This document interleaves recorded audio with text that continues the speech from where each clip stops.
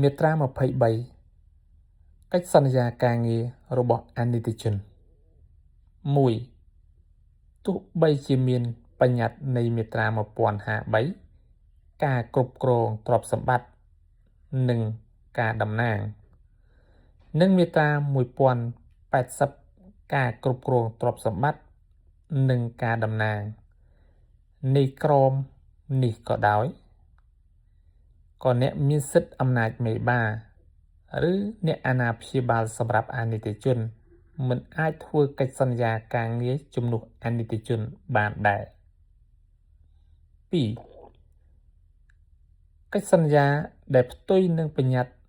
នៃកថាខណ្ឌទី1ខាងលើនេះ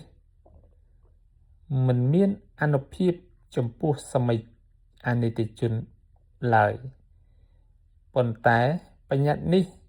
មិនត្រូវអនុវត្តឡើយចំពោះករណីដែលសមិទ្ធអាណិកជនផ្ដល់សច្ចានុមតិ